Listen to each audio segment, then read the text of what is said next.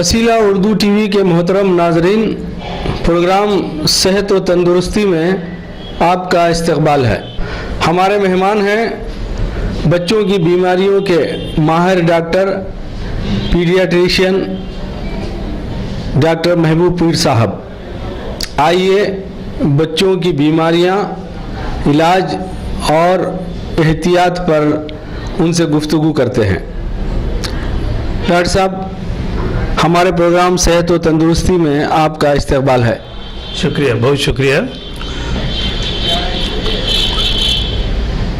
Doctor साहब, बच्चे बहुत ही नाजुक होते हैं, उनकी तबीयत और सेहत भी बहुत ही नाजुक होती है।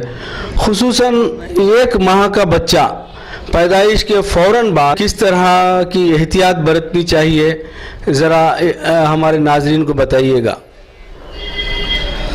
अस्सलाम वालेकुम रहमतुल्लाहि। मैं वसीला टीवी और उनके मैनेजमेंट का बहुत शुक्रगुजार हूँ कि मुझे जब बच्चा पैदा है उसके गेर के बारे में कुछ करने को मौका दिए गए हैं और आपको भी सुनने का मौका दिए हैं। हम सब उनका शुक्रगुजार हैं। पहली बात, जब डिलीवरी का टाइम आता है तो हमें थोड़ा प्रिपरेशन चाहिए, क्योंकि आने वाले बच्चे को प्रॉब्लम्स ना होए। फर्स्ट, कभी एक डिलीवरी होती है तो हमको एक डॉक्टर या एक नर्स जिसने नए बच्चे के जन्म के केयर के बारे में जानकारी है उसको रहना बिल्कुल ज़रूरी है। और दूसरी बात रही, जब भी बच्चा या बच्ची जन्म देती है तो मोस्ट इम्पॉर्टेंट यानी बहुत इम्पॉर्टेंट क्या है कि बच्चे का टेम्परेचर का ख्याल करना चाहिए। अगरचे टेम्परेचर कम होगा तो कुछ प्रॉब्लम आते हैं, तो ज़्यादा हुआ तो भी प्रॉब्लम आते हैं। इसके बारे में तफसील से हम बाद में बताएंगे। और जब भी डिलीवरी होती है तो हम बच्चे को एक साफ कपड़े में, जो पहले से थोड़ा सा गर्म किया होता है, उसमें रिसीव कर लेना बिल्कुल ज़रूरी है ताकि बच्चे का टेम्परेचर गिर ना जाए। जब बच्चे को हाथ में लेते हैं तो उसको फ़ौरन से एक साफ कपड़े से एक बाड़ी का या पोंछना ज़रूरी है, और पहले सर और बाद बाड़ी पोंछने की ज़रूरत है। उसके बाद कितना हो जल्दी हो सके वो बच्चे को अपनी माँ के जिस्म को लगा के रखना बिल्कुल ज़रूरी है। इसको स्किन टू स्किन केयर करते हैं। इसके 2 फायदे हैं। एक तो बच्चे का जो टेम्परेचर है वो माँ के कांटेक्ट से ज़रिए से वो मेंटेन होता है ताकि वो ना टेम्परेचर में कम ना है। इसको हाइपोथर्मिया बोलते हैं, ये हाइपोथर्मिया में न जाए। दूसरी बात रही, जब वो स्किन केयर रहता है तो बच्चे की टेम्परेचर कंट्रोल होने के बावजूद माँ में थोड़े इतने चेंज आते हैं कि उनको फ्यूचर में दूध बढ़ने की गुंजाइश है। उसके बाद हम क्या करना चाहिए, ये जो है अम्बिलिकल कार्ड बोलते हैं, हमारे बम्बई बोलते थे या अम्बिलिकस बोलते हैं, उसको फ़ौरन 1, 2 या 3 सेंटीमीटर साफ ब्लेड से या साफ कैंची से हम कट करके उसके साफ धागे से बने बाद कट करने की ज़रूरत है। उसके बाद हमें क्या करते हैं कि बच्चे को साफ़ करना। उसके बाद तो साफ़ करने में थोड़ा तरीका है। बच्चे को साफ़ करने के बाद एक सॉफ्ट कपड़ा लेके बहुत जेंटल तरीके से इसको पोंछना है। जब पोंछते हैं तो जो खून जो बच्चे को लगा रहता है वो निकलना की ज़रूरी है। कभी कभी बच्चा माँ के पेट में पैखाना वगैरह करता है, उसको मेकोनियम बोलते हैं, वो भी बॉडी के ऊपर हो सकता है बच्चे के, उसको पोंछना है।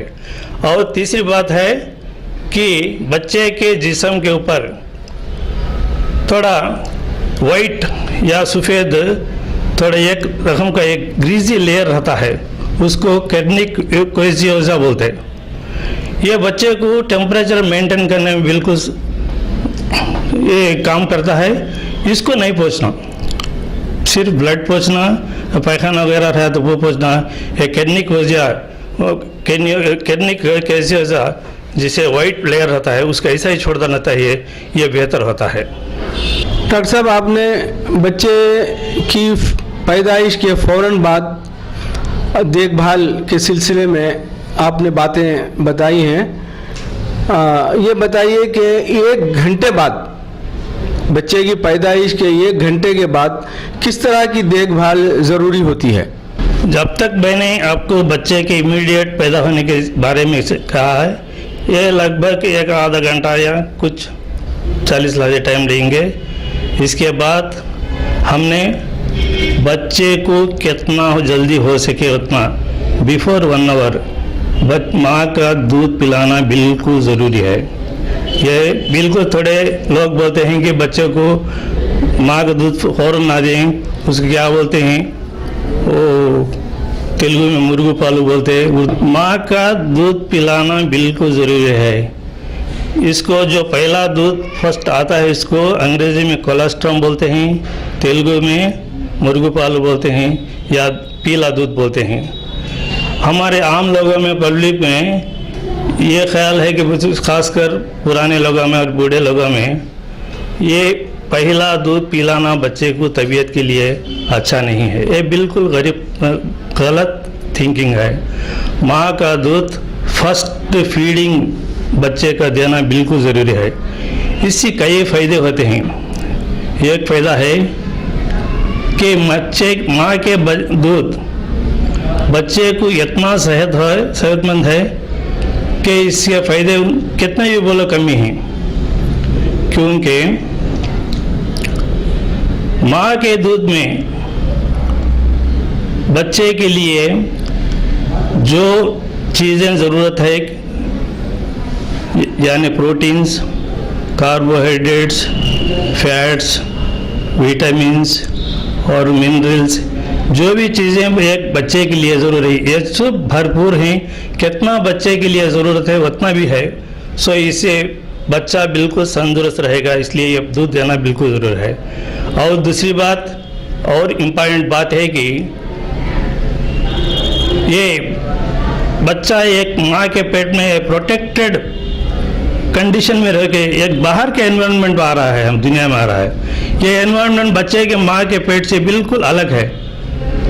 तो ये बच्चा बाहर आने के बाद हमारे पास बैक्टीरिया, वायरस, ये वो इन्फेक्शन सब रहती हैं, आप सब भी जानते हैं। ये भी आने के बिल्कुल चांसेस है। जो ये मिल्क, फर्स्ट मिल्क देने से बच्चे को हमें ये कई बीमारियों से हमें आने से रोक सकते हैं, क्योंकि ये फर्स्ट मिल्क में यानी कोलेस्ट्रॉल में इम्यूनोग्लोबुलिन बोल के थोड़े सब्सटेंसेस रहते हैं। इम्यूनोग्लोबुलिन जो है वो बच्चे में जो भी कीड़े, बैक्टीरिया कुछ पहुँचे तो उनको फाइट करते हैं, उनसे लड़ते हैं और बच्चे को भरपूर प्रोटेक्शन देते हैं। सो इसलिए मैं आप सबसे दरख्वास्त करता हूँ कि बच्चे को फ़ौरन कम से कम 1 घंटे में दूध देना बिल्कुल लाजिम है और ज़रूर है, इसको ना भूलें। और उसके बाद बच्चे को जो भी फिजिशियन हो, जो भी एक डॉक्टर या नर्स सो अटेंड होते हैं, वो बच्चे को कुछ पैदाश की बीमारी हैं क्या, कंजेनिटल डिसीज़ बोलते हैं क्या, उसको देखना पड़ता है। यानी थोड़े बच्चों को ये क्लेफ्ट लिप यानी होठ कट्टा दिखता है और क्लेफ्ट पैलेट जो हलक है वो कट्टा दिखता है। और थोड़े वक्त ये जो हमारे बम्बई बोलते हैं ऐसा आम्फोलोसिल बोलते हैं, वो बड़ी होती है, बड़ी दिखती है। और कई वक्त ये थोड़े माल फॉर्मेशन से यानी जो इज़ोफेगस है वो ठीक नहीं रहता, उसको थोड़ा पैखाने आने जगह रहता है, वो भी थोड़ा प्रॉब्लम्स होते हैं, वो सब उसको इन्फरफरेटाइनस कहते हैं। ये सब भी देख के हमें, और थोड़े बच्चों को ये हार्ट की यानी दिल की बीमारी भी रहती है पैदाइशी, ये सब को हमें देख के, थोड़ा से देख के हमें अपने जो भी हमें कर सकते हैं फ़ौरन कर सकते हैं, और इसके बारे में माँ बाप को भी दिखाने की ज़रूरी है। उसके बाद बच्चे को विटामिन के बोल के एक इंजेक्शन देना ज़रूरी है, वो हर एक फिजिशियन, हर एक डॉक्टर देते हैं, वो दिला देते हैं। और एक है रोमिंग इन बोल के एक कंडीशन है। रोमिंग इन का मीनिंग है जितना हो सके बच्चे को फर्स्ट फ्यू आवर्स, पैदाइश के थोड़े घंटे तक माँ के नज़दीक ही रखना है, माँ के बॉडी को लग के ही रखना है। इससे क्या होता है कि माँ का दूध इम्प्रूव होने के लिए, माँ का दूध बढ़ने के लिए ये बहुत हमको साथ देता है। तो मैं आपको ये कहना चाहता हूँ कि आप बच्चों को कितना हो सके वो अपना माँ के करीब रखें पहले थोड़े फ्यू आवर्स, ताकि बच्चे को भरपूर माँ का दूध आने का चांसेस रहते हैं। डॉक्टर साहब, अक्सर बच्चों में जॉन्डिस यानी इरखान की शिकायत रहती है, इसकी वजह क्या है और इसको किस तरह दूर किया जा सकता है? बच्चों में जब पैदा होते हैं तो पहले ही हफ्ते में जॉन्डिस आने के चांसेस हैं, ये नॉर्मल है। इसमें दो बात के हम ख्याल करना चाहिए। अगरचे जॉन्डिस यानी इरखान जब बच्चे पैदा होने के 24 घंटे के अंदर ही दिखता है, तो ये नॉर्मल नहीं है। इसको हमें फ़ौरन डॉक्टर के पास लेके जाना और इमीडिएट इसके अटेंड करना है, ये नॉर्मल नहीं हो सकता। और दूसरी बात है कि नॉर्मली ये इरखान है जो 3 दिन 24 घंटे के बाद, आप 48 घंटे के बाद बच्चों को में आ सकता है, ये नॉर्मल है। ये 10 बच्चों में 3 या 4 बच्चों को आता है। इसको सिर्फ हमें ये करना है कि बच्चे को सुबह के वक्त 1 आधा घंटा या 40 लहजे सुबह की धूप में कपड़े निकाल के उसको एक्सपोज, धूप को एक्सपोज करना, ताकि अल्ट्रावायलेट रेस लगें, वो जॉन्डिस कम होने के चांसेस है। इससे ज़्यादा ट्रीटमेंट ज़रूरी नहीं है। और मैं भी ये कहना चाहूँगा कि सिर्फ ये लेके नहीं ऐसा ही छोड़ देना चाहिए, जॉन्डिस का लेवल कितना है वो भी मालूम कर लेने की जानकारी ज़रूरी है। तो इसको हम सीरम बिलिरुबिन बोल के एक टेस्ट करते हैं, छोटा टेस्ट, उसमें सीरम में यानी ब्लड में ये जॉन्डिस का कंसंट्रेशन कितना है उसको मालूम करते हैं। यूजुअल से ये जॉन्डिस 3 दिन से लेके या 6, 7, 8 में दिन तक रहता है, इसको फिजियोलॉजिकल जॉन्डिस बोलते हैं। ये जॉन्डिस ये सीरम बिलिरुबिन 10 या 11 या 12 मिलीग्राम से भी तक और कम रह सकता है। अगरचे उससे भी ज़्यादा होगा तो हम डॉक्टर की सलाह लेना लाजिम है। फिर भी ये घबराने की ज़रूरत नहीं है। अगरचे सीरम बिलिरुबिन 15 या उससे ज़्यादा हो गया तो बच्चे को फोटोथेरेपी बोल के हॉस्पिटल में लेते हैं। आप भी देखे रहते हैं कि बच्चे के एक बॉक्स में रखते हैं और एक ब्लू से लाइट उसके ऊपर पड़ती है, नीचे से और ऊपर से। इसे सर फोटोथेरेपी बोलते हैं। ये फोटोथेरेपी देने से या 2 या 3 दिन के अंदर वो जॉन्डिस कम होने का पॉसिबिलिटी है, ज़रूर कम भी होता है। इससे ज़्यादा ट्रीटमेंट देने की उसको और भी ज़रूरत नहीं है। और थोड़े बच्चों को ये जॉन्डिस 1 हफ्ते के बाद आता है। अच्छा, इसको ब्रेस्ट मिल्क जॉन्डिस बोलते हैं। ये जॉन्डिस आने पर सीरम बिलिरुबिन का टेस्ट करें, अगरचे वो ज़्यादा है या 15, 10, 15, 11, 12, 13, 15 तक रहे, तो हमने एक 20-4 घंटे के लिए माँ का दूध बंद करना ज़रूरी है।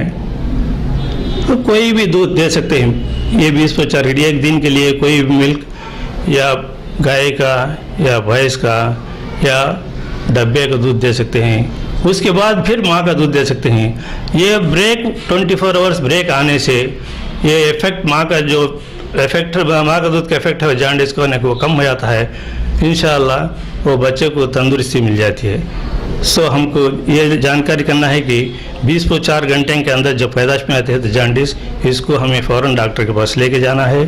अगरचे 3वां दिन से 7वां दिन रहता है फिजियोलॉजिकल जॉन्डिस है, उसको डरने की ज़रूरत नहीं। अगरचे वो 15 मिलीग्राम से ज़्यादा तो हमको फोटोथेरेपी देने की ज़रूरत है, उसकी नहीं तो कुछ भी ज़रूरत नहीं है। और जॉन्डिस अगरचे 1 हफ्ते के बाद ही स्टार्ट हुआ तो माँ का दूध एक 20-4 घंटे के लिए स्टॉप करें और फिर उसको माँ का दूध दें। यही इसका इलाज है, इससे ज़्यादा कुछ भी नहीं है। डॉक्टर साहब, नौज़ायदा बच्चों में, छोटे बच्चों में उल्टी, पायखाना और पेशाब की शिकायत रहती है, इसे किस तरह दूर किया जा सकता है?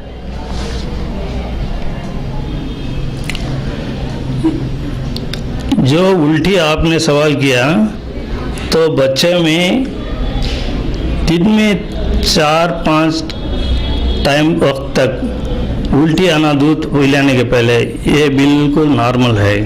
इसको उल्टी नहीं समझना है, इसको नॉर्मल बोल के छोड़ देना चाहिए।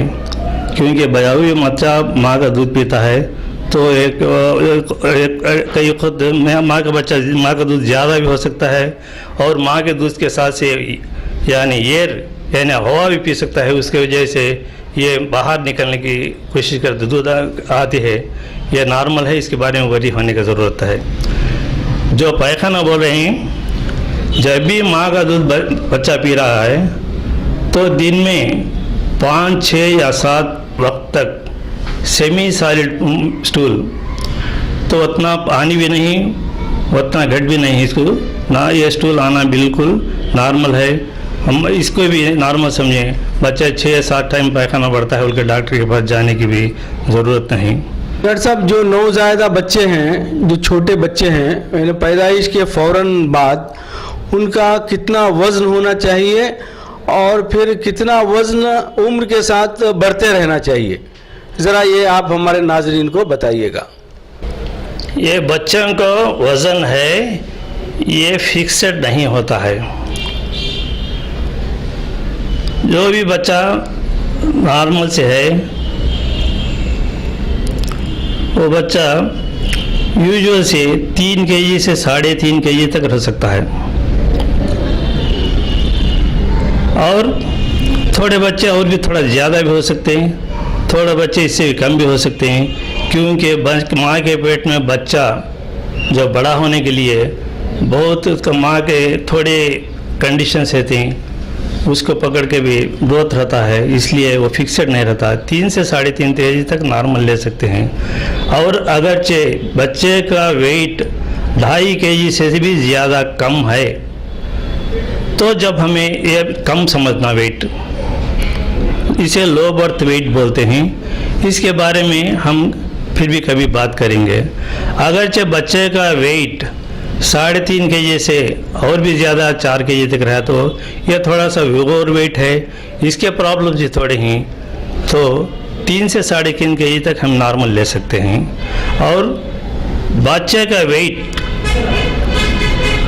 रोज़ाना, बच्चे का वेट पहले 10 दिन तक 10% वेट कम होता है। बच्चे का वेट अगर 3 kg रहा तो 300 ग्राम पहले 1 हफ्ता 10 दिन में कम होता है, यह नॉर्मल है। सो 1 वीक के अंदर बच्चे का वेट देख के बच्चे का वेट कम हो गया, वज़न कम हो गया, परेशानी होने की ज़रूरत नहीं है। बच्चे का वेट फर्स्ट वीक में कम होना बिल्कुल नॉर्मल है, क्योंकि बच्चा पैदा होने के वक्त बच्चे में तो ज़्यादा से ज़्यादा पानी रहता है, माँ पेट से आया सो वो पानी निकल जाता है, इसलिए वेट कम होता है, नॉर्मल है। 1 हफ्ते के बाद बच्चा वेट स्लोली गेन करता है, स्लोली बढ़ता है। ये कितना बढ़ता है इसके बारे में मैं कहूँ कि रोज़ डेली 20 से 25 ग्राम तक बच्चा बढ़ सकता है। नॉर्मल सीख 25 ग्राम ले लो, डेली 25 ग्राम तक बढ़ सकता है 1 साल तक। तो इसको भी फिक्सेड नहीं लेना, थोड़े कुछ ज़्यादा भी हो सकता है, कम भी हो सकता है। यूजुअली 25 ग्राम्स पर डे बढ़ता रहता है और 3 महीने में बच्चे का वेट डबल होता है। बच्चे का बर्थडे आता है तो 1 साल, जब बच्चे का वेट बर्थ वेट से ट्रिपल होता है। ये आप इसके ख्याल रखना चाहिए। डॉक्टर साहब, नए पैदा होने वाले बच्चों को माँ बाप मोहब्बत में साबुन, पाउडर और तेल का बहुत ज़्यादा इस्तेमाल करते हैं, ये कहाँ तक सही है? बच्चों को साबुन से नहलाते हैं तो सही है। मैं ये कहना चाहता हूँ कि जब भी बच्चा पैदा होता है तो 1 दिन तक यानी 20 से 4 घंटे तक उसको पानी नहलाने की ज़रूरत नहीं है। सिर्फ ये करें कि साफ़ कपड़ा लेके, पानी का कपड़ा लेके उसको पोंछना है, वही है। 20 से 4 घंटे तक पानी नहीं नहले तो बेहतर होगा। और दूसरा बात है, 20 से 4 घंटे से जब तक ये अम्बिलिकस यानी बॉम्बे बोलते हैं वो झड़े तक 2 या 3 दिन के एक बार पानी नहलाएं। डेली कराने की ज़रूरत नहीं है, उसके बाद डेली करा सकते हैं। जो ऑयल की बात मेरे को पूछा आपने, ऑयल बॉडी के पोंछना ये हमारे पुराने ज़माने से आ रहा है, इसमें ख़राबी कुछ भी नहीं है। ऑयल जेंटल तरीके से पोंछ सकते हैं, ना ज़्यादा ना ज़ोर से लगड़ना चाहिए, सिर्फ स्मूथ से लगड़ सकते हैं। जो एक थोड़े केमिकल्स हैं ये ऑयल्स या ऑयल ये वो बोलते हैं, ये सब लगाने की ज़रूरत नहीं, इससे नुकसान ही हो सकता है, फ़ायदा नहीं। सिर्फ नारियल का तेल सबसे बेहतर है, कोकोनट ऑयल। और बात रही डस्टिंग पाउडर की यानी पाउडर की, अक्सर के हमने देखते हैं कि हमारे माएँ बहनें बच्चे को कितनी भी बार पानी नहलाओ या मुँह धुलाओ, कुछ भी करो, पाउडर लगाते ही रहते हैं। ये साइंटिफिकली ये अच्छा तरीक़ा नहीं है। पाउडर लगाना उतना ज़रूरी भी नहीं है, इससे कभी ना कभी नुकसान भी हो सकता है। क्योंकि ये जो पाउडर है, जब हमें डस्टिंग करते हैं तो बच्चे के सांस में अंदर जाके फेफड़े में जा सकता है और उसको हमारे जो रेस्पिरेटरी प्रॉब्लम यानी खांसी वगैरह और ये आने का प्रॉब्लम है। इसलिए मैं समझता हूँ कि पाउडर की ज़रूरत नहीं है। डॉक्टर साहब, बच्चों के जिस्म पर खुसूसन उनकी जिल्द पर फोड़े, फुंसी और रैश जैसा हल्का सा ज़ख्म नज़र आता है, इसकी क्या वजह है और इसे किस तरह दूर किया जा सकता है? बच्चों के जिस्म पर यह रैश अक्सर आता है, थोड़ा रेडिश एरिया रहता है, उसके ऊपर एक सफ़ेद एलिवेटेड एरिया जैसा एक रैश आता है। इसको एरिथेमा टॉक्सिकम बोलते हैं। ये नॉर्मल है, इसको कुछ भी ट्रीटमेंट की देने की ज़रूरत नहीं। ये रैश को आप छोड़ दीजिए, थोड़े दिन में यही चले जाएगा। और ये थोड़े जगह स्पेशली ये हमारे बगल में या हमारे ग्राइंस या चड्डा में बच्चों को यहाँ थोड़े फुंसन जैसे सफ़ेद वाइट एलिवेटेड एरिया पे रहते हैं, इसको पायोडर्मा कहते हैं। ये भी क्या बिल्कुल नॉर्मल ही है, फिर भी थोड़ा इसका केयर लेना चाहिए। आप देखें, अगर ज़्यादा हैं तो डॉक्टर के पास जाना ज़रूरत है। नहीं, अगर फॉर एग्ज़ाम्पल आप देखें टोटल सब मिला के 10 हैं तो ये पायोडर्मा बनने के स्पॉट्स अगर 10 या कम रहें तो उसको छोटा एंटीसेप्टिक लोशन या डेटॉल या कुछ ऐसा लेके साफ़ करें सुबह या शाम।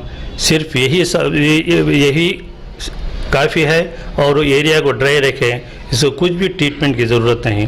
अगरचे 10 या ज़्यादा और ज़्यादा होते हैं तो आप डॉक्टर के पास जाना है और उसको ज़रूरत है जो ट्रीटमेंट है वो लेना पड़ता है। डॉक्टर साहब, छोटे बच्चों को अक्सर माँ बाप गैर ज़रूरी तौर पर दवाएं खिलाते रहते हैं, इसके क्या नुकसान हैं ज़रा बताइएगा। अब तो हमारी माँ बहनों में पढ़ाई ज़्यादा हुई, एजुकेटेड हुई, मैं समझता हूँ कि अन्य से दवाई ज़्यादातर पहले जो डालते थे अब नहीं डाल रही हैं। जब पहले ये डालते थे घुट्टी बोल के कुछ डालते थे, उससे बहुत नुकसान आते हैं, बेबी का एस्पिरेशन वगैरह आता था, ये बिल्कुल ज़रूरत नहीं। अब ये ज़्यादा तो लोग देते भी नहीं, इसकी कुछ भी नहीं। और हमको बच्चे को जब तक हमें माँ का दूध दे रहे हैं, जब तक हमें कुछ भी देने की ज़रूरत नहीं है, माँ का दूध ही सिर्फ ज़रूरत बस है। ठीक है, कुछ भी दे सकते हैं तो विटामिन डी बोल के ड्रॉप्स आते हैं, वो थोड़े 4 या 5 खतरे रोज़ भी एक बार दे सकते हैं। और थोड़े मल्टीविटामिन्स भी हमें देते हैं डॉक्टर, उसकी भी ज़रूरत नहीं है, चाहे तो वो दे सकते हैं, बस इसकी तो ज़रूरत नहीं है, देने में नुकसान भी नहीं है। डॉक्टर साहब, बच्चा पैदा होने के बाद नाफ, जिसे हम आम ज़बान में बम्बई कहते हैं, काटने के बाद उसे कुछ घरेलू किस्म की चीज़ें जैसे गोबर वगैरह लगा देते हैं, ये कहाँ तक सही है? जो नाफ या बम्बई का हम लोग कहते हैं, उसको कितना हो सके उतना हमें उसको ड्राई से रखना चाहिए या सूखा रखना चाहिए, कुछ भी लगाने की ज़रूरत नहीं। जो हमें जो गोबर वगैरह लगाते हैं बिल्कुल गलत तरीके हैं, इसको कई नुकसान होते हैं, बच्चे की इन्फेक्शन हो सकता है। मैं आप सबसे दरख्वास्त करता हूं कि ये चीज़ों से आप अपने बच्चों से बचाइए। डॉक्टर साहब, अक्सर कहा जाता है कि बच्चा पेट में ही यानी अपनी माँ के रहम में पानी पी लेता है, और ऐसी सूरत में बच्चे को क्या नुकसान पहुंच सकता है? अक्सर ये डिलीवरी के वक्त और उससे पहले जब बच्चा माँ के पेट में डिस्टर्ब हो जाता है कोई भी तरीके से, तो बच्चा पैखाना माँ के पेट में ही कर देता है। जब पैदा होता है तो बच्चा पैदा होने के वक्त वो जो पेट में पैखाना वगैरह बैठा रहता है, वो अंदर मुंह में नाक में लेके पैदा होने की बहुत पॉसिबिलिटी है। इसको जो डॉक्टर या नर्स कोई अटेंड होते हैं डिलीवरी के वक्त, ये उनकी जिम्मेदारी होती है कि वो इसको मेकोनियम बोलते हैं। ये मेकोनियम फ़ौरन बच्चे के मुंह से या नाक से निकाल देना। थोड़ा सा शक्कर, म्यूकस शक्कर बोलते हैं, सॉफ्ट शक्कर, उससे लेके पहले मुंह में निकालना चाहिए, उसके बाद नाक से निकालना चाहिए। और अगरचे बच्चे का वो जो मेकोनियम वो है जो अंदर पेट में जा गया है, तो एक फीडिंग ट्यूब बोल के रहता है बच्चे, छोटे बच्चे के लिए। वो फीडिंग ट्यूब नाक से जो ये छाती तक मेजरमेंट ले, उतना ना मुंह के ज़रिए से पेट तक गए, उसमें सिरंज डाल के निकालना, और सैलाइन से पेट भी साफ़ करते हैं, इसको स्टमक वॉश करते हैं, ये रूटीन से बहुत सी जगह करते हैं। इस तरीके से वो पानी निकाल दे सकते हैं। कई वक्त ऐसा होता है कि जो डिलीवरी बिल्कुल लेट होने से, थोड़ा प्रॉब्लम्स आने से, जो है माँ पेट का जो पानी हम लोग अपने कहा वो फेफड़े में यानी लंग्स में जाने का भी पॉसिबिलिटी है। लंग्स में गया तो थोड़ा प्रॉब्लम्स भी हो सकता है, बच्चे को सांस में लेने तकलीफ भी हो सकती है, और सांस ज़्यादा भी ले सकता है, और बच्चा एक टाइम वक्त ब्लू यानी गूदा पड़ जाता है, और बच्चा एक्टिविटी भी कम हो जाती है। ऐसे सूरत में हमें फ़ौरन बच्चे को एक डॉक्टर के पास ले जाएं, और उन्होंने जो ट्रीटमेंट इसको मुलाजिम समझते हैं वो करते हैं। ज़्यादा बहुत से वक्त तक इसको प्रॉब्लम सॉल्व हो जाता है, डरने की बात नहीं है। डॉक्टर के सलाह हाँ आप माने तो बस है। डॉक्टर साहब, वैक्सीनेशन कितने किस्म के होते हैं और किस उम्र में कौन सा वैक्सीनेशन बच्चों को देना चाहिए, ज़रा इस पर रोशनी डालिएगा। ये वैक्सीनेशन है बच्चों के तंदुरुस्त के लिए और उनको कई बीमारियों से बचाने के लिए बिल्कुल ज़रूरी है। जब मैं प्रैक्टिस 30 साल बाद मैं प्रैक्टिस शुरू करा था, तो मेरे पास हफ्ते में 2, 3, 4 बच्चे पोलियो से आते थे। वो बच्चे बड़े होने पर पाँव के लंगड़े होते थे, चलने में प्रॉब्लम आता था और रगों की कमजोरी रहती थी और वही प्रॉब्लम्स आते थे। ये अब ये सिलसिला अब नहीं है, हम नहीं देख रहे हैं। इसकी वजह क्या है? सिर्फ वैक्सीन्स, पोलियो वैक्सीन रेगुलर से देने से या हमें ये पोलियो बीमारी को दुनिया से हटा देने में हमें कामयाब हो गए हैं। ये बहुत बड़ा कामयाबी है मेडिकल फील्ड के लिए। ऐसा ही वैक्सीनेशन रेगुलर से देने से हमें कई बीमारियों से बच्चों को बचा सकते हैं। और अब बड़े लोग जो हमारे से भी बड़े लोग वो भी हम सुने रहेंगे कि स्मॉल पॉक्स बोल के एक बीमारी थी, वो आ गए तो बहुत प्रॉब्लम्स आते थे। वो बीमारी को भी हमने वैक्सीनेशन के ज़रिए हमें दुनिया से ही हटा दिया है। ऐसा ही हमें ये कोशिश कर रहे हैं कि ज़्यादा से ज़्यादा बीमारियां हम दुनिया से असल रहने से भी निकाल सकते हैं ये वैक्सीनेशन देने से। जो बच्चा जब पैदा होता है फ़ौरन 3 वैक्सीन हमें देते हैं। एक है पोलियो वैक्सीन, पोलियो ड्रॉप्स, 2 खतरे ही सिर्फ मुंह में डालते हैं पोलियो ड्रॉप्स, और दूसरा है BCG वैक्सीनेशन। ये ट्यूबरकुलोसिस को बच्चे को टीबी आने से बचाता है। BCG ये हर एक बच्चे को डालने की ज़रूरत है, कितना जल्दी हो सके उतना डालने की ज़रूरत है। और तीसरा है हेपेटाइटिस इंजेक्शन या जॉन्डिस, हेपेटाइटिस बी बोल के एक वैक्सीन है, ये भी हमें देना चाहिए। ये फ़ौरन बच्चे पैदा होते में कितना जल्दी हो सके उतना देने की ज़रूरत है। उसके बाद 1.5 महीने को जब बच्चा आता है तो उसको DPT बोलते हैं, इसको डिप्थीरिया, पर्ट्यूसिस और टेटनस बचाने के लिए DPT बोल के एक इंजेक्शन है वो देना चाहिए। पोलियो ड्रॉप्स देना चाहिए, मीज़ल्स वैक्सीन देना चाहिए और हेपेटाइटिस बी जो जॉन्डिस से प्रिवेंट करता है वो भी देना चाहिए। और लेटेस्ट अभी एक हमारे पास जो वैक्सीन है PCV बोलते हैं, न्यूमोकोकल वैक्सीन बोल के, वो भी आ गया है, वो भी देना बिल्कुल ज़रूरी है। बच्चा में अक्सर हमारे देखते हैं कि इरखान यानी डायरिया आता है, ये वायरस से ज़्यादा आता है, रोटा वायरस बोल के वायरस आता है, इससे ज़्यादा बच्चे में आता है। इसलिए हमें हो सके तो ये रोटा वायरस वैक्सीन ही भी देना ज़रूरी है। 1.5 महीना, 3.5 महीने, 4 महीने में ये 3 वैक्सीन रेगुलर से देना चाहिए। और उसके बाद 6वां महीने में मीज़ल्स वैक्सीन फिर और एक बार देना चाहिए। डॉक्टर साहब, बाज़ औरतों में दूध की कमी देखी जाती है और बाज़ औरतों में तो दूध ही नहीं होता, इसकी क्या वजह है और इसे किस तरह दूर किया जा सकता है? देखिए, कुदरत ने जब बच्चा पैदा किया तो उसको ज़रूर उसके लिए माँ का दूध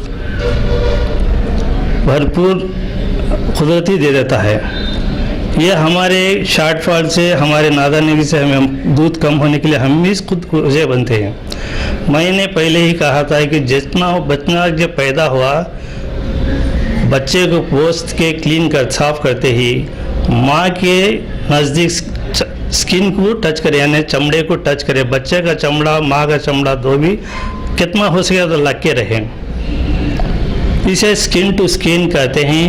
ये करने से फ्यूचर में माँ का दूध बढ़ने का चांसेस बहुत है। ये हमें करने की बिल्कुल ज़रूरी है। अगर ये नहीं करे, ऐसा नहीं करे तो ये दूध प्रोडक्शन कम हो सकता है, फ्यूचर में कम हो सकता है। दूसरी बात मैंने कहा कि माँ का दूध 1 घंटा और इसके अंदर ही पिलाना बिल्कुल ज़रूरी है। अगर हमें ये फॉलो होकर माँ का दूध घंटे के अंदर दें तो मैं समझता हूँ कि ये समस्या नहीं आएगी, माँ का दूध ज़रूर बच आएगा। और तीसरी बात रही कि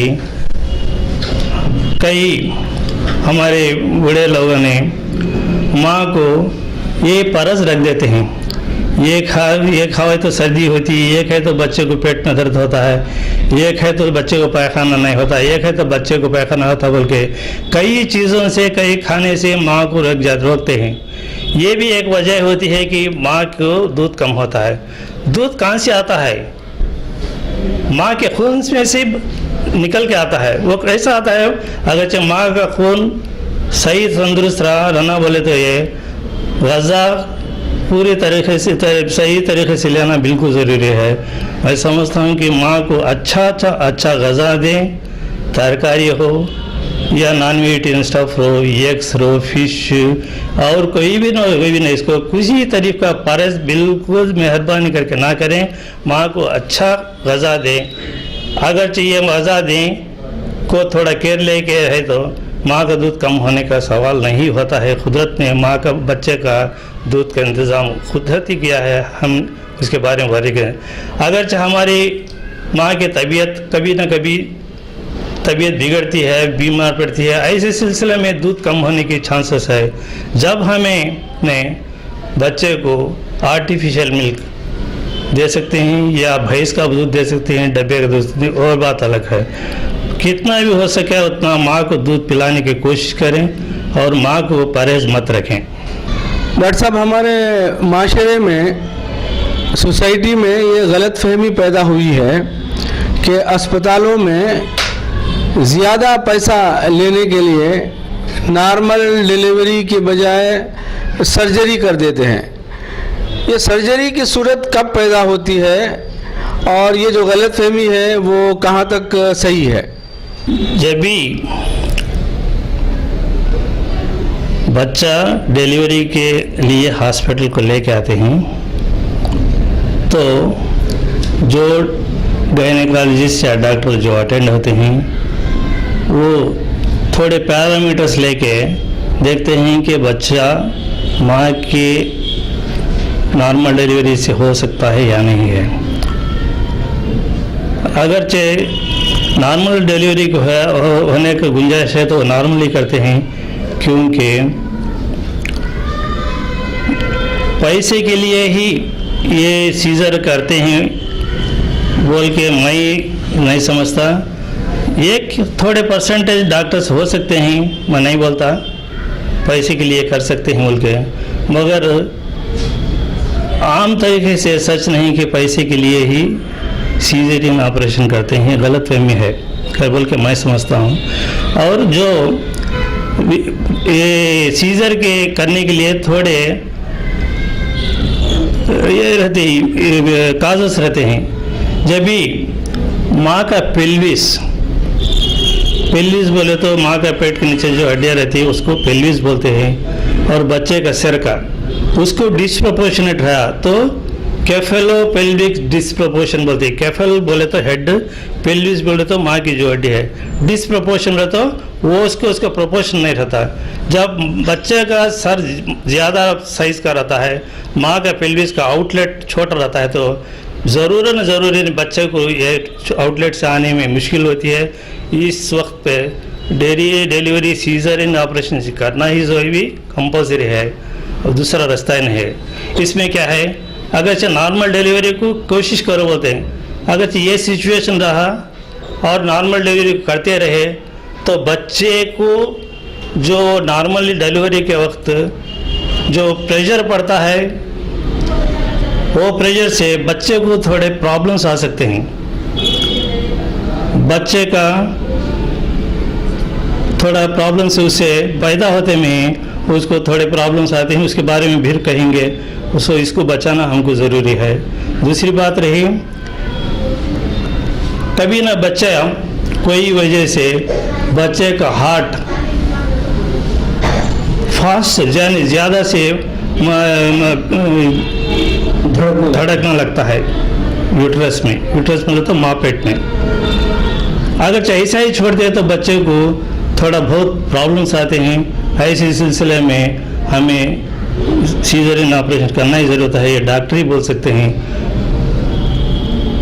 और थोड़े ही माँ इतना कमज़ोर रहती हैं कि वो डिलीवरी करते वक्त मैटरनल एग्जॉशन बोल के आके माँ के जान को भी खतरा हो सकता है, उसके साथ साथ बच्चे को भी खतरा हो सकता है। ये भी एक वजह है कि हम सीजरियन ऑपरेशन करना बिल्कुल ज़रूरी समझता हूँ। अगर बच्चे को सीजरियन ऑपरेशन करने के वजह हो के भी नॉर्मल डिलीवरी की कोशिश करें तो बच्चे को और माँ को दोनों को भी नुकसान हो सकता है। जब बच्चा ऐसा तकलीफ से पैदा होता है तो बच्चे के जिस्म के ऊपर ज़्यादा प्रेशर पड़ता है, तो जब वो पैदा होता है तो बच्चे को थोड़े सांस के प्रॉब्लम्स आ सकते हैं। इसे बर्थ एस्फिक्सिया बोलते हैं। तो बच्चे की सांस ज़्यादा मालिक रहती, बच्चे का ऑक्सीजन कम हो के ये सब पैर हाथ जो ब्लू होते जाते हैं, बच्चे का पल्स वीक होता है, ब्लड प्रेशर कम होता जाता है बच्चा एक्टिव नहीं रहता। और बच्चे को ऐसा ही छोड़ दिए तो बच्चे की एक कंडीशन बोलते हैं आपनिया बोल के जाता है। तो आपनिया बहुत रिस्क है, उसे बच्चे के जान के खतरा भी हो सकता है। अब इसे फ़ौरन डॉक्टर के पास जाना है, इनक्यूबेटर में अब इससे बहुत खर्चा भी ज़्यादा होता है, बहुत प्रॉब्लम्स भी होते हैं। ऐसा मैं बोलता हूँ कि जब सीजर का इंडिकेशन रहता है, आप डॉक्टर आपको समझाएं तो बिल्कुल एक मोरट पकड़ से आपने नॉर्मल डिलीवरी करो बोल के जब बोलने से डॉक्टर साहब से आप सवाल कर सकते हैं। और अगर डॉक्टर साहब से आप जो बोलते हैं समझ लेके आप सीजर को ऑपरेशन को एक्सेप्ट करना ही ज़रूरी पड़ता है कई वक्त पर। डॉक्टर साहब, आपने गुफ्तगू के दौरान बताया नए पैदा होने वाले बच्चों में टेम्परेचर किस तरह मेंटेन करना चाहिए, कभी टेम्परेचर बढ़ जाए तो उसकी क्या सूरत पैदा हो सकती है? देखिए, टेम्परेचर मेंटेन करना बच्चे पैदा होते में बिल्कुल ज़रूरी है। इसके लिए पहले हमने इसको तैयार होना चाहिए। जो डिलीवरी रूम रहता है हॉस्पिटल, अगरचे हॉस्पिटल में डिलीवरी हुई तो डिलीवरी रूम रहता है, उसका टेम्परेचर 25 डिग्रीज में मेंटेन करना ये ऑप्टिमम है। 25 डिग्री सेंटीग्रेड में रखना है। जब भी बच्चा पैदा होता है तो मैं पहले ही कहा कि उसके फ़ौरन बच्चे को एक प्री वार्म्ड या थोड़ा गर्म का हुआ कपड़े में रिसीव कर लें, फ़ौरन बच्चे को पहुँचे। उसके बाद कितना फ़ौरन माँ के पास स्किन को जिस्म को लगाएं, इसे स्किन टू स्किन करते हैं। इससे हमें टेम्परेचर मेंटेन कर, ये बिल्कुल करना ज़रूरी है। कोई भी वजह से हमें बच्चे का टेम्परेचर मेंटेन नहीं कर सके। बच्चे का टेम्परेचर यूजुअल से 35.5 टू 35.6 डिग्री सेंटीग्रेड होना चाहिए, ये नॉर्मल टेम्परेचर है। अगर इससे कम हो गया तो बच्चे को थोड़े हेल्थ प्रॉब्लम्स आ सकते हैं। जो है बच्चा है, जब टेम्परेचर कम होगा तो बच्चे में जो हार्ट कितना जब प्रेस करना चाहिए स्पीड से जाना उतना हार्ट प्रेशर नहीं रहता और खून के दौरान कम हो जाती है बच्चे को। इसकी वजह से जितना ऑक्सीजन थोड़े ब्रेन को लंग्स को जाना पड़ता है नहीं पहुंच सकता है। इससे बच्चे को बिल्कुल वीक हो सकता है और इस सांस में रुकावट हो सकती है, पल्स कम हो जा सकता है, ब्लड प्रेशर भी कम हो जा सकता है और थोड़ा बच्चा एक बार एक आपनिया बोल के एक कंडीशन में जाता है। ये बिल्कुल डेंजर है, इससे हमें बचना चाहिए। सिर्फ हमें बच्चे को टेम्परेचर मेंटेन करने से ये बहुत प्रॉब्लम से हमें बच सकते हैं। डॉक्टर साहब, अक्सर माँ बाप पैदाइश से पहले बच्चे का सेक्स मालूम करने की कोशिश करते हैं, ये कहाँ तक सही है डॉक्टर साहब? हमारे सोसाइटी में मर्द बच्चों का क्रेज ज़्यादा है, बैकवर्ड बच्चों को ज़्यादा शौक नहीं चाहते हैं। इसकी वजह भी है जो वो समझते हैं कि अगर चाहे लड़की हुई तो हमें किसी शादी करके दे देंगे और हमारे पास नहीं रहेंगी, और बच्ची लड़की हुई तो उसकी शादी करने के लिए बहुत हमको खर्चा होएगा, और थोड़े ऐसे सब भी थिंकिंग है पब्लिक में। और अगर चाहे मर्द बच्चा पैदा हुआ तो मर्द बच्चा हमारे पास रहेगा, हमारी देखभाल करेगा जब हमारे ओल्ड एज में, बोल के एक कॉन्सेप्ट है हमारे लोगों में। ये कहाँ तक सही है कहाँ तक गलत है ये बात अलग है, मगर क़ानूनी तरीक़े से सेक्स मालूम कर लेना डिलीवरी के पहले ये नाकानून बात है। ये गवर्नमेंट ने इसको अलो नहीं करती। इसको एक एक्ट से एक्ट के नाम से प्रिवेंट किया जाए, PNDT, pre natal diagnostic test, यानी डिलीवरी के पहले ही सेक्स के मालूम कर लेना। इसको गवर्नमेंट में प्रिवेंट किया है। इसको अगरचे इसको कोई भी मालूम करने की कोशिश करे तो वो गलत है, इसको पनिशमेंट ही मिल सकता है। और ये सेक्स मालूम करने के लिए कई तरीक़े हैं। इसमें कामन से हमको 2 तरीक़े हैं। एक है आमनियोसेंटेसिस बोलते हैं, यानी आमनियोटिक फ्लूइड बोल के जब माँ के पेट में बच्चा रहता है तो उस माँ के पेट के बच्चे के आसपास एक पानी जैसा एक बैग ऐसा रहता है। एक बच्चा बैग पानी में रहता है, वो पानी जैसे चीज़ को आमनियोटिक फ्लूइड बोलते हो। वो माँ के पेट के और बच्चे के बीच में रहता है। अपने आप में ऊपर से एक नीडल्स हुआ कि वो आमनियोटिक फ्लूइड थोड़ी निकाल के वो टेस्ट करके ये बच्चा मर्द बच्चा है या बैक बच्चा है पहचान सकते हैं। ये एक टेस्ट है। और इसी भी इजी और लेटेस्ट से हमको और एक टेस्ट है, यह है आप सब जानते हैं कि अल्ट्रासाउंड एग्जामिनेशन। आप सब जानते हैं अल्ट्रासाउंड कोई भी है दिल्ली माँ बच्ची एक गाइनेकोलॉजिस्ट के पास गए तो एक प्रेग्नेंट वुमन आप जाकर अल्ट्रासाउंड करा लेगा, इसका प्रोग्रेस है क्या देखना बोल के कामन से रूटीन देखते आप सब जानते हैं। इसके ज़रिए से भी बच्चे का सेक्स ज़्यादा टाइम मालूम कर लेने का कि पॉसिबिलिटी है। एक वक्त नहीं मालूम कर ले सकते, ज़्यादा वक्त मालूम करने की शक्ति है।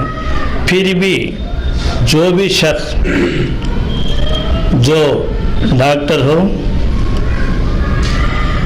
जो औरत है, जो प्रेग्नेंट है औरत है, जो भी इधर के या उधर के रिश्तेदार हो, कोई भी दोस्त रहो, किसी को भी यह हक नहीं है कि बच्चे का सेक्स डिलीवरी से पहले से बता दें। अगरचे कोई भी बताने की कोशिश बता दिए या ज़बान से वो कहें कि मेल या फीमेल है, या इशारे की तरफ से कि ऐसा ऐसा बोल के इशारे की तरफ से कहता हो, कोई इसी तरफ से एक इंडिकेशन से अगरचे कोई भी एक सेक्स बता देते हैं तो इसे सीवियर पनिशमेंट है जाए। इसके लिए 3 साल तक कैद हो सकती है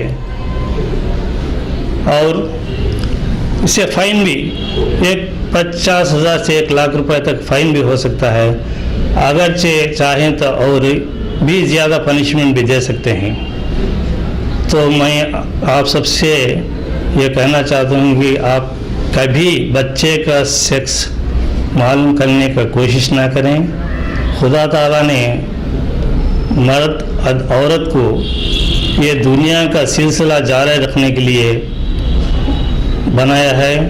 इसको हमें औरत बच्ची को मालूम कर लेकर मार के नहीं कि हमको हक भी नहीं है, और ये कानून से भी कानून भी हमको परमिट नहीं करता है, और हमारे नेचर के तरफ से भी ये हमारे लिए गुनाह है। मैं समझता हूँ कि हम सब इस सब से बचें। डॉक्टर साहब, अक्सर हमने कंगारू केयर के बारे में सुना है, ज़रा इस पर रोशनी डालें तो बेहतर रहेगा। ये कंगारू केयर जो आपने मेरे को सवाल किया, ये बहुत अच्छा सवाल है, क्योंकि हमने एक एनिमल के बारे में सुना होगा या देखा होगा कि कंगारू बोल के एक जानवर रहता है। वो जानवर ने अपने बच्चे को अपने पेट के नीचे एक थैली रहती है, वो थैली में रख लेके कहीं भी जाओ थैली में रख लेके रहता है बच्चा, ताकि वो बच्चा अक्सर माँ के स्किन्स के टच करता रहे। इसे कंगारू केयर कहते हैं। हमारे मेडिकल फील्ड में भी इसका फ़ायदा हमने सोचा और इसको हमारे मेडिकल फील्ड ने भी अडॉप्ट किया है। कंगारू को तो ऐसा एक थैली रहती है, ऐसा बच्चे को रहे, हमको तो पॉसिबिलिटी नहीं है, इसलिए हमें ये कर सकते हैं। तो बच्चा पैदा होने के बाद और कई महीने तक भी बच्चे को माँ अपने साथ स्किन से कितना नज़दीक हो सके उतना लगाए। और ये कंगारू चेयर जो कहते हैं, इसमें क्या है कि माँ ने अपने बच्चों को अपने छाते से लगाएं, अपने छाते और छातियों के बीच में लगाए और कितना ऐसा कवर करें कि कितना बच्चे को कवर कर सकते हैं, ऐसा कवर करें और उसके ऊपर कपड़ा से बिठा भी ले सकते हैं। अगर ये कितना केयर ले सकते हैं, ये बिल्कुल ज़रूर है। इससे बहुत फ़ायदे हैं। मैंने कहा था कि बच्चे का टेम्परेचर कम होना बिल्कुल बच्चे की सेहत के लिए चाहिए। ये तो बच्चे का टेम्परेचर तो कंट्रोल ही करता है।